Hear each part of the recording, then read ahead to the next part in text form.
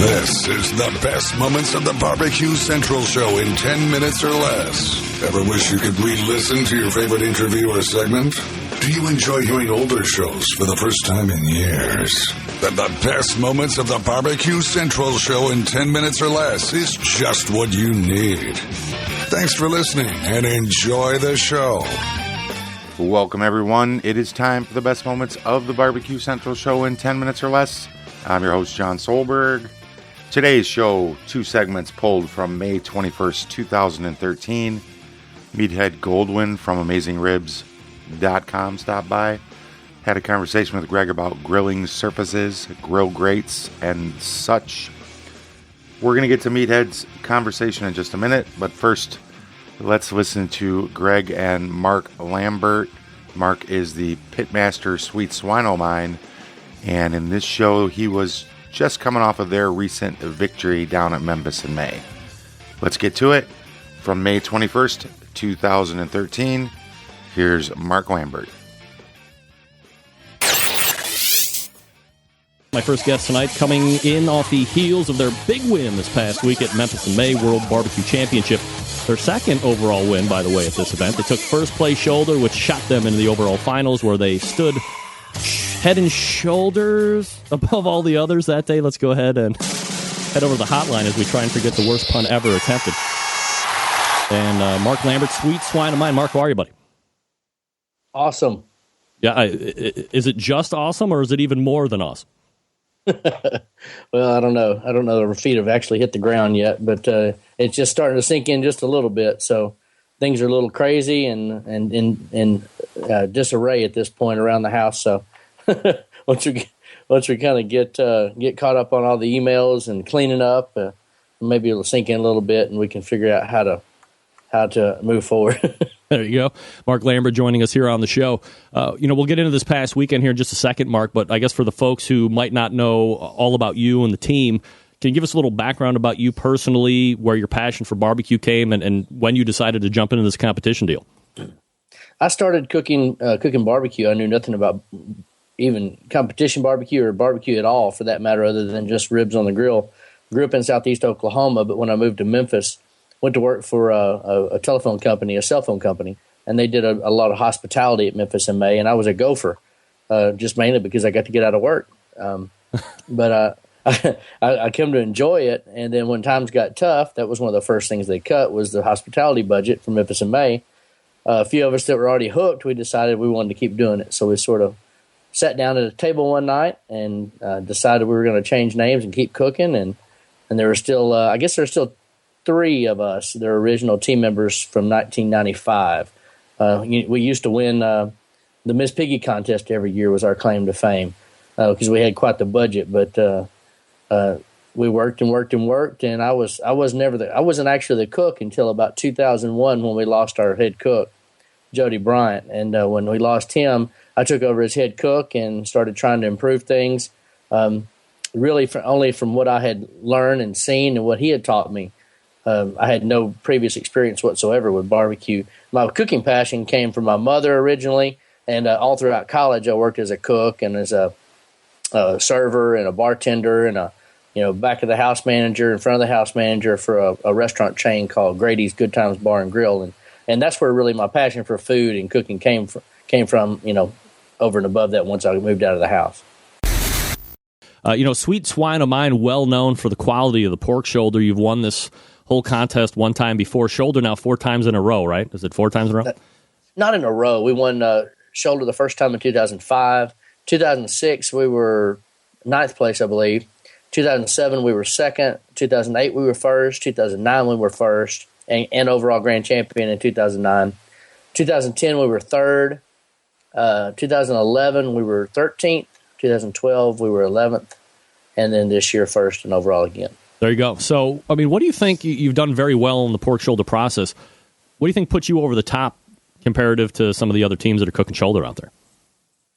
I think a lot of it has to do with our process. The best, if you'll ask anyone what the best part of barbecue shoulder or barbecue Boston butt is, it's the bark on the outside. And our process, we take special care to ensure that the bark on the outside is far and above better than anything else out there. Most teams have a process when they cook pork shoulder, they wrap it at 155 degrees very tightly and sort of finish it in its own juices, right? Yep. And then unwrap it, and they finish it with some sort of a glaze or a sauce. When we cook our whole pork shoulders to a very consistent temperature up to 155 degrees, the same thing, and usually that's about midnight on Friday night. But unlike a lot of other teams, we don't completely wrap in aluminum foil. We just lay a tint of aluminum foil over the top of the shoulders and just sort of tuck in on each side just to help preserve the color. And it keeps it from braising its own juices and prematurely breaking down the membranes and the muscle groups inside the shoulder, and it preserves the integrity of the bark on the outside. So when we unwrap it, when we set a glaze on the outside of it, it's a superior bark and flavor on the outside of the meat. Mark Lambert joining us here on the show, Sweet Swine O Mine, recapping the big win last weekend in Memphis in May. Mark, when you're told that you're making the finals or you're in the finals for shoulder, is it business as usual, or do you guys take a couple minutes and kind of enjoy that part of the contest? Well, we do. We do enjoy that part of it. Now, after preliminaries, we because we've been lucky enough to have to develop some nuances about finals. We've been lucky enough, and we're a little bit superstitious, and it just so happened the first couple of times that we made finals, I wasn't in the booth. I was actually had a couple of beers in my hand, and I was walking around, watching other friends do their presentations, and I'd get phone calls. And the first time, my phone was on vibrate, so I wasn't interrupted during the presentation, and it took forever for them to get a hold of me. So since that happened the first couple of times, now after preliminaries, I grab a couple of beers, and if I stay around very long, I get kicked out. How many butts you cooking at a contest? We cook whole shoulders, and we cook. They're 23 pounds plus, pre-trimmed, pre-cooked, and we cook 10 of them. Wow, 10 whole shoulders during the contest. So, you wind up against Big Bob Gibson's, who has also won this whole contest a few times as well. Somebody you're obviously very familiar seeing at this point in the contest in the finals part. Do you ramp it up for the next round of on-site judging at this point, or is it still like a business-as-usual attitude? Yeah, for the finals, when we get that call, we run back down. Well, immediately after preliminaries, before I left, we took our final shoulders and pulled them out of our hot box, or our Cambro, if you will, and put them on the back on the grill and do our little bit of patchwork we have to do, set an initial glaze, and then I leave. And I had specific instructions, for if we didn't get a call before 30 minutes, to go ahead and set another glaze on the preliminary shoulders and make sure that the temperature was no higher than 250 degrees. And so immediately after preliminaries, we start preparing for finals, not knowing whether we're there or not. In 2010, I got third place because I didn't do that. I didn't think that I had the product to make finals in 2010. I left without preparing for finals. We made finals, and I went from first going into finals to third in 2010. This year, I wasn't going to let that happen. Immediately before I left, put shoulders back on the grill, started setting the first glaze. So when I came back, I had time to set 2 more glazes, and then we had time to do a little extra garnish on the grill and have a pre-team meeting as far as who was going to do what and where. So, the one thing that really separates the Memphis in May, there's a lot of things that separate it out from, I guess, what most people will be familiar with as far as barbecue competitions are concerned. There's this on-site judging. Do you work off a canned presentation, or are you impromptu? How do you handle that deal? There's a little bit of it that's impromptu, and that's really just based on the feedback, the visual, nonverbal feedback that you get from the judges. But most of it's pretty canned. I pretty much say the same thing every time. I throw in a couple little things, every time. But usually it's pretty well canned. I know exactly what I'm going to say. I have props that help me along the way. We spent a certain amount of time on the grill describing the grill and the charcoals and the woods and the thermodynamics of our cooking process, and then showing the meat on the grill. And then we moved to the table, the judge and I, and a couple of other teammates actually pulled the meat and garnished the meat on a tray and bring it to the table while we're talking about rubs and while we're talking about trimming and injecting and things like that. And then we pull bones in front of the judge. After we pull the bones, we give the judge always a specific piece of bark on top of the Boston butt section of the shoulder.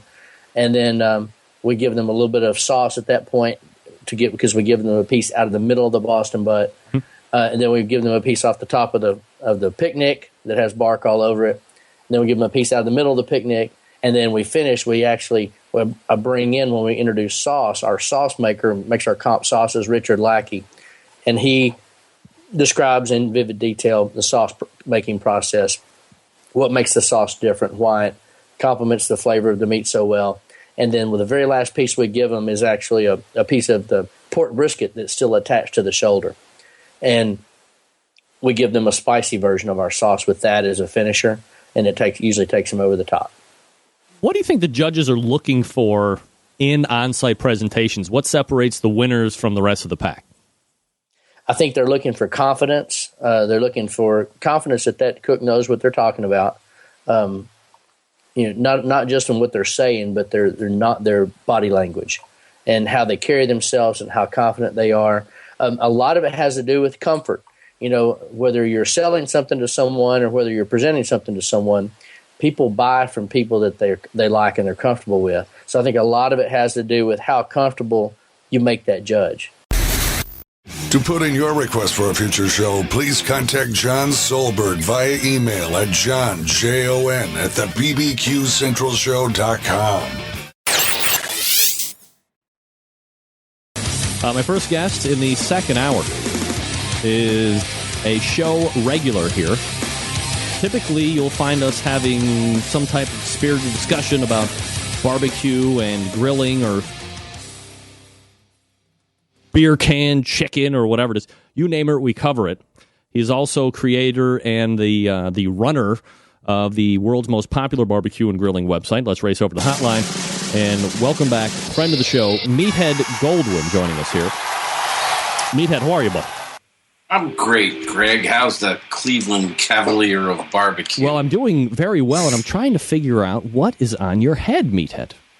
It is my French chef's hat. Oh, no. Meathead, is this thing on? I think I'm losing you.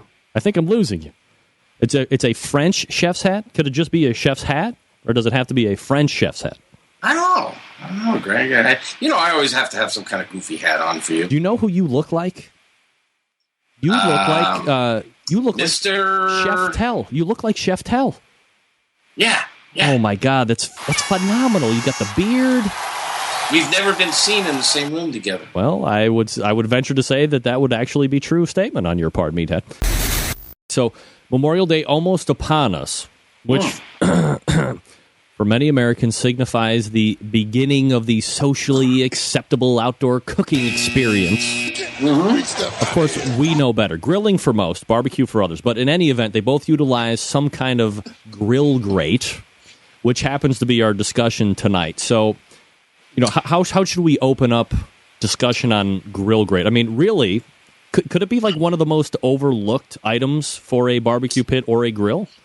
Yeah, and usually when I am on your show, we talk about the latest research or some experiments, and I focus on data and science. Tonight, I'm going to venture heavily into opinion, and I'm going to be, not surprising to most of your guests, contrary to common wisdom.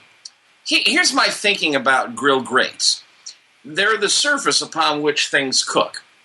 And since metal absorbs energy and holds it better than air does, when you put something on a grill grate, it marks the food. It brands it. It's like a branding iron.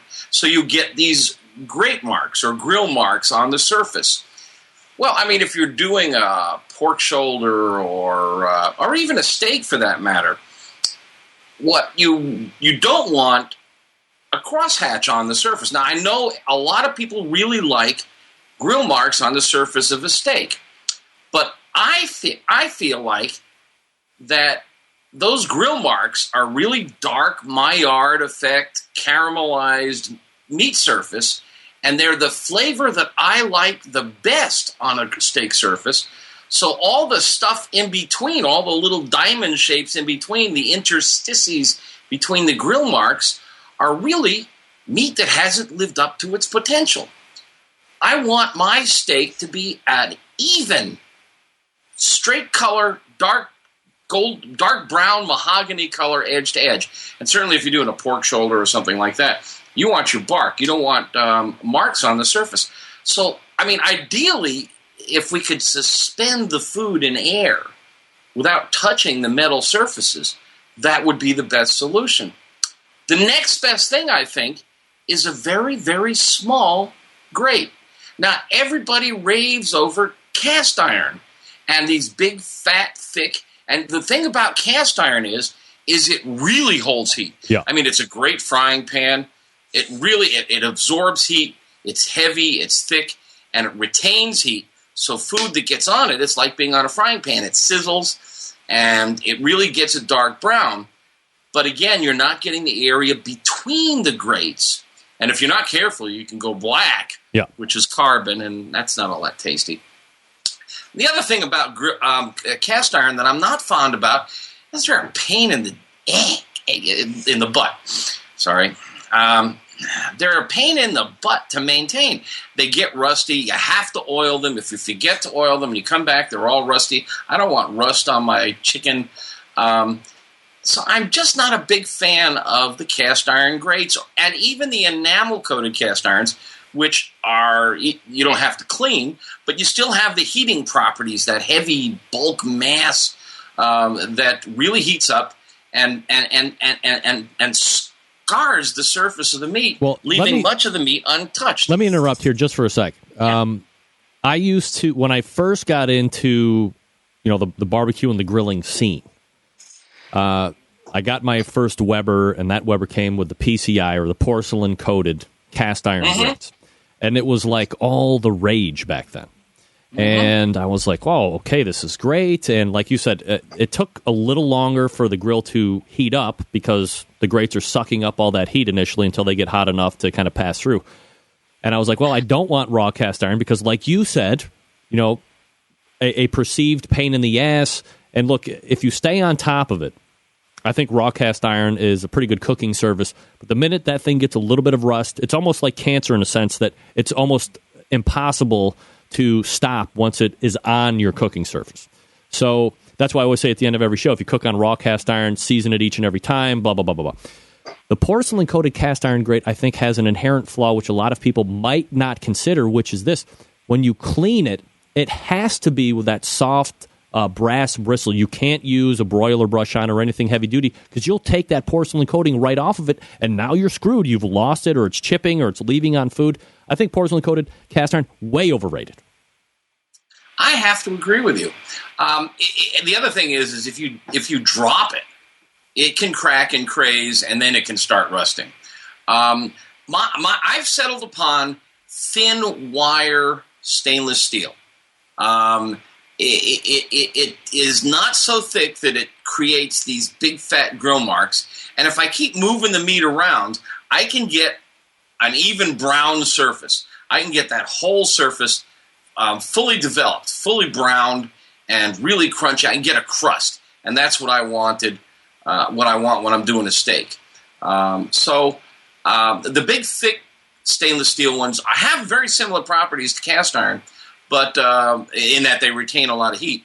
But I don't want that. I want to float the meat in midair, and the next best thing is a thin wire. Now, the really El Cheapo chrome-coated grates that you get from, when you buy your cheapo grill, like the Weber kettle and stuff, really meets the bill. The problem is that the coating flakes off so easily, and they rust, and of course they're cheap enough to replace quickly, but they do the job too for me. I just want them out of the way. So what it almost seems like is if there was some way, if we could devise a system, almost like a hook system, where we could kind of latch on the steaks to either side, hold it up over this high heat, and then be able to almost kind of turn it. It's almost like that Meadow Creek chicken cooker in a way. I'm it thinking has those of Dr. handles. Willingham's device. Yeah, absolutely. So, something like that where you can allow that whole browning to take place on the steak. So that would be key number one. But what about almost like some type of a flat top that allows, the heat to go through? And then I know we're getting into this whole crazy discussion of flat top isn't grilling, and blah, blah, blah, blah, blah. But, if we're talking about just getting the brown on the meat, that almost is like a bird with, or two birds with a stone.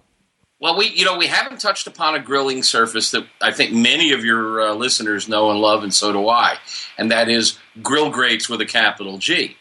And these things, in case your readers are not aware of them, these are cast aluminum that are extruded, and they have these rails.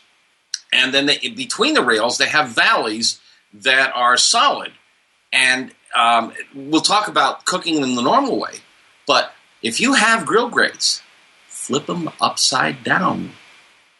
Now you've got a perforated, solid cast aluminum surface that has the best features of a griddle, a flat surface where the meat is in contact with a hot surface, and it has holes so that the combustion gases from your charcoal or your gas grill can get through and flavor the meat. And I do a lot of burgers on those, upside down. The problem is sometimes if you cook a lot on them right side up, they build up crud on the bottom side, so you got to burn them off and scrape them clean. But the upside down grill grates are really good for that sort of thing. Do you tell Brad Barrett that you do that with his product? Yeah, he's a little reluctant to get behind it because he's really fond of the product that he made. I mean, right. He wins. His grill grates win the steak cook-offs all the time, and a big portion of it is because of grill marks. And we do eat with our eyes, and we are trained to drool when we see grill marks. I'm trained by now to when I see grill marks, all I see is all that tan meat in between the grill marks, and I want it brown. But I love grill grates for 100 other reasons. And there you have it from May 21st, 2013. Sweet Swine O Mine Pitmaster Mark Lambert and Meathead Goldwyn from AmazingRibs.com. If you haven't checked out AmazingRibs.com, do yourself a favor. Head over to AmazingRibs.com. You'll be glad you did. Speaking of websites, if you haven't done so already, be sure to head over to the BBQCentralShow.com. Subscribe to the Barbecue Central Show via podcast. Never miss an episode of this show or that show again. Until next time, on the best moments of the Barbecue Central Show in 10 minutes or less, I am your host, Jon Solberg. Thanks so much for listening, and I will talk to you soon.